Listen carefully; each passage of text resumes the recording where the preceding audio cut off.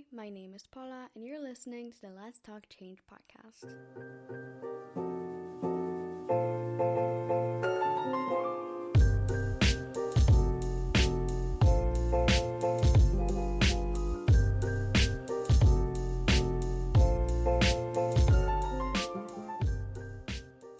Hi everyone, I am super excited for today's episode because it will be a little bit different from what I was doing so far. So in this episode, I talked with two amazing activists, Shagun from India and Jia Lin from the US, about fast fashion, greenwashing, and some stuff that we can do to make our wardrobe more sustainable. So just keep in mind that this was filmed on Zoom, so the audio quality is definitely not as good. I hope that it will be still enjoyable, and thank you so much. So without further ado, let's just jump right into it. Hi, I'm here with Shagun today. She's also known as a Nerfish. She has a sustainable page on Instagram, and we will talk about fast fashion today. I'm super excited. So Shagun, would you mind saying something about yourself and your activism? Hi guys, I'm Shagun and I'm 16 years old. I started my blog last year where I shared things about sustainable living, including how fast fashion actually impacts the environment. Great. So would you mind telling us what is fast fashion? So fast fashion is basically a trend or a term that is used to describe highly profitable businesses who are making trendy and high fashion designs and are mass producing them at low cost. Basically including cheap toxic dyes while they're making their clothes, and these and are often not ethical and they do not pay their workers fairly. And how fast fashion affects the environment?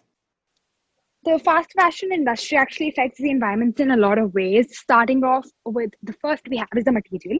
Now, they use materials which are not good for the environment and cannot be recycled, or the material itself is not recycled. So they're just using on resources, new resources that they could easily exchange with recyclable things like recycled bamboo.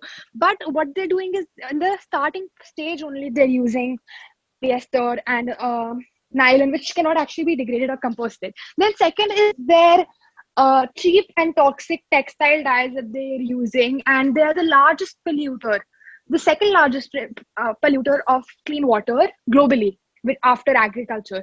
Now it obviously affects the environment with the emissions and the techniques that they're using, their CSR policies, their packaging, material, working conditions. And which textiles are the worst? I cannot tell you about the textile, which is the worst, but I can surely tell you about what you should look for, which is basically recycled materials. Now, polyester, I would say, is bad because it does not degrade and is not compostable. While on the other hand, hemp and linen is really good for the environment. Great. And how do you find information about sustainable brands/products? So the first thing I do is check on the Good On You application, which has a directory, and it basically rates all the brands on the basis of three factors, which is planet, the material, and if it hurts the animals or no, including people as well. Now, these three factors are there: planet, people, and animals, and it basically gives a rating out of 5 and tells you if the brand is good, great, or not good enough, and it explains about it, like how is it actually pursuing this policy, for example, the Better Cotton Initiative or the water dumping facilities and everything they have. That's amazing. And what is greenwashing? Now, obviously, people are getting more aware and they're thinking about sustainable clothing. So now companies have come up with such with a marketing tool, which is greenwashing, where they basically tell you that, our products are sustainable, they are made from slow fashion, when they're actually not. And this is just a technique to promote their stuff so that people who are into sustainable living buy it just because the company said it is sustainable. Yeah, I agree. And where should we buy clothes? If not from fast fashion brands, then where should we shop? Thing I would say is the most sustainable thing you should buy is the one that you own. Now, that basically means that if you do not need anything, there's no point buying it. Even if you're buying from ethical brands, overconsumption is still a problem. Even if I buy from ethical fashion brands, but I buy 10 things at one time, which I might not actually use, it is still ending up in the landfill because they're not used in a good way and they're not long lasting. right? So the first thing I would say is you should see what you have, what you can borrow from your friends, what you can take from your mother, somewhere in the family if someone has it. Second would be going to thrift stores where you can find pre-loved clothes and you'll be actually giving them a second life. And third would be you should actually analyze if you need it, if you want it, or if you can make do without it for a few months or something. And then you should go ahead and look for ethical and sustainable brands in your locality or in your country. That's amazing. Do you have anything to add? I would like to say that, the solution to fast fashion would definitely be thrifting. Then second would be upcycling. Basically, there are a lot of shops and stores that are upcycling old scraps to make something new. Now in India, there are so many, I know. And the designs that they have made from this upcycled scrap is so beautiful and they're widely known nowadays because people are getting into the whole thing of sustainable living and fast fashion. They're avoiding fast fashion because the companies like H&M, Zara, they do not tell you the truth of what is actually happening. They don't disclose the supply chain to you. They won't tell you how their clothes are made and how they're paying their workers, because that is where they're cutting costs, so that the shirt that we have today, which might be for 499 rupees or 500 rupees, is available to us at such low costs. I heard this saying once that your coffee should be cheaper than your shirt, which is true because I went to the mall and I saw that my coffee costed about 500 rupees while my shirt was 400 rupees. Like, if you see, it's actually very true. Like, where are they getting? First of all, they're making profits as well. Then how are they paying their workers? How are they sourcing their materials? There are a lot of things and questions we should ask ourselves before actually buying from these fast fashion brands. Yes, totally. These are amazing tips. Thank you so much for joining me, Shagun. This is the second part of the episode where I talked about fast fashion and sustainable fashion with Jia Lin from the US. Hi, I'm Jia Lin, and I'm the president and founder of the Ethical Fashion Initiative. I go by she, her, hers pronouns, and I'm currently a junior in high school in the greater Philadelphia area. Oh, that's amazing. I'm from Poland and I'm a freshman, I think. So, Oh, that's wow. really nice. So maybe let's start off by explaining what fast fashion is. Oh, sure. Okay. So fast fashion is kind of really popularized in like the 20th century, but it's kind of the model that a lot of big brand and fashion name companies today follow by, where they produce a large number of clothes, really minimizing cost for production, and that leads to sweatshops and a lot of environmental damages. And that's why today the fashion industry is kind of like the second largest polluting industry in the world today, because it follows this model where it's fast production, but also pressures consumers to follow trends and dispose of clothes really quickly too. And when you follow trends like that, it produces a lot of waste, and that leads to a lot of environmental damages. Yeah, I totally agree about that. And also, like, the materials that they're using are most probably like not sustainable, so like Yeah, plastics or yeah, polyester, which are super bad and they're not degradable. So yeah, yeah. that just builds up the waste. Definitely. And like I feel like a really large concern with like the synthetic fibers like nylon or polyester is that like they really can degrade into microplastics, and that's really damaging to our marine ecosystems, because then marine life end up eating those microplastics and it ends up in the food chain, and it's really damaging because these synthetic materials are often like really toxic, and yeah, it's pretty damaging to the environment. Yeah, and also when like animals eat it in the sea, then we end up eating it as well. And Yeah, yeah, yeah. And it can lead to a lot of health problems. definitely, definitely. I read this article recently by Reuters, and they did this study, and they found out like the average human consumes about, I think, 40 kilograms of microplastics in their lifetime, which is crazy because it's like there's evidence now that like we are actually consuming the microplastics that we've put out into the environment. Yeah, and I also read that there was a study that 100% of animals tested had microplastic in their like That's digestive crazy. tract. That's so crazy.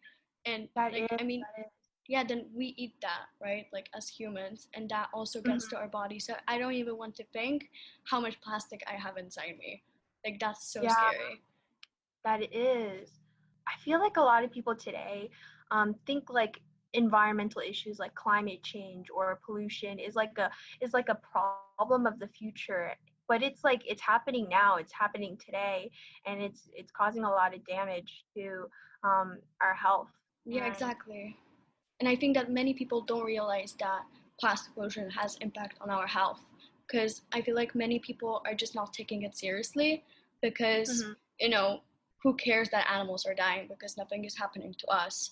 So I feel like we should really, I mean, encourage people to think about it more Yeah, because it's a really yeah. important topic.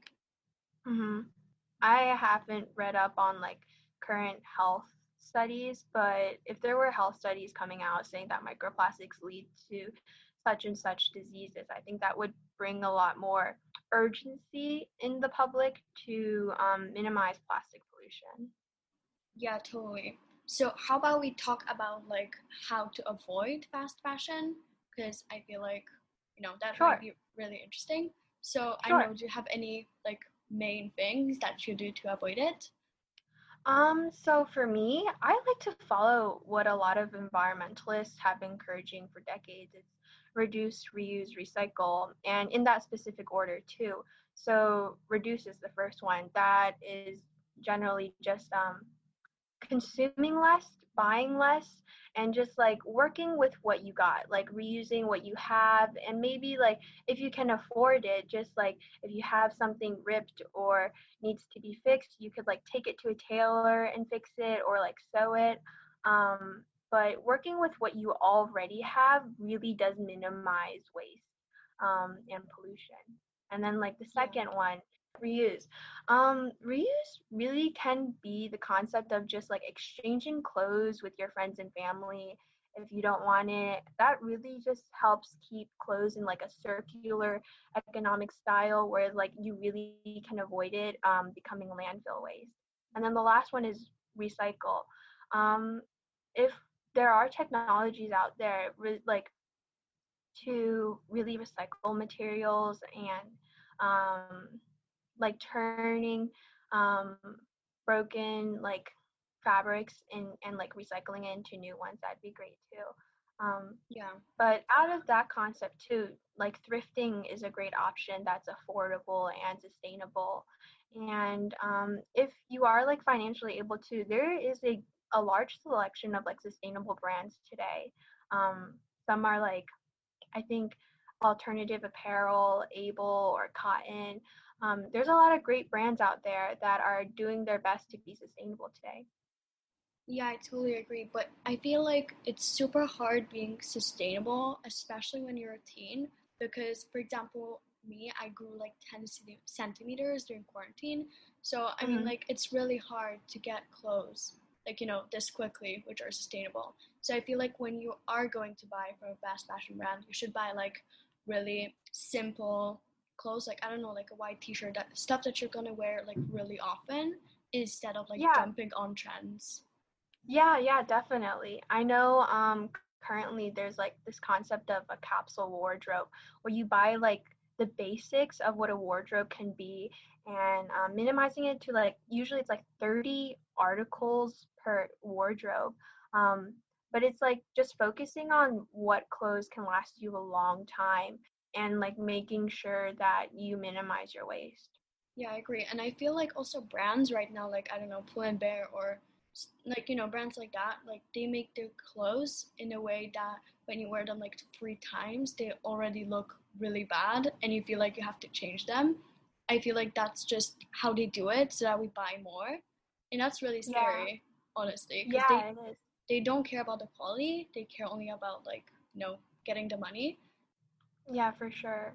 Um, Focusing on like materials too that like last you a long time would be like pretty sustainable. Yeah. I feel like today influencers have like a really big impact on fast fashion and like um the fashion business model, because influencers are the ones in the name, but like influencing trends and fashion trends. I think the issue today comes with like influencers releasing like haul videos where they're spending like hundreds of dollars on like Shein or like other fast fashion brands. It's a little problematic because it's like encouraging a consumer behavior which is like overconsumption. Yeah, I totally agree. But I honestly like how thrifting and like vintage clothes has become a trend during the quarantine. I feel like that's Yeah, just an amazing trend because I feel like definitely. thrifting was not as popular before as it is Yeah. now. So, I mean, Hmm. trends are good sometimes. Oh yeah, I think it's like the fast fashion trends that are a little bit problematic, but encouraging thrifting, is really great for the environment. I know when I was younger, I always like thrifted my clothes because it was like the most affordable option. But I was like a little bit ashamed of like buying secondhand clothes. But now that like thrifting has become a trend, it's really encouraging people to be sustainable, and I really like that. Yeah, totally. So textiles. I think the best or like the most sustainable textiles are the ones that aren't synthetic. So like avoiding polyester or nylon because those are made out of plastics. But also like textiles that minimize water use. I know it's really difficult to find a great balance of like water use and also like materials, Yeah. but I think like natural fibers, maybe like linen or cotton might be a better option. Yeah, because Yeah. they are biodegradable. And I feel like you should also like buy more organic cotton because normal cotton is super water intensive. Yeah. And yeah, so we also have to watch out for that because it Mhm. claims to be sustainable because it's natural and made out of cotton, but it uses a lot of water and like Yeah, electricity yeah, to just run definitely. everything. Okay, thank you guys so much for listening to this episode. I hope that you enjoyed. Make sure to like and subscribe, and please let me know which type of episodes do you prefer, so like me talking or conversations. This would really help me out. So thank you so much and have a nice weekend.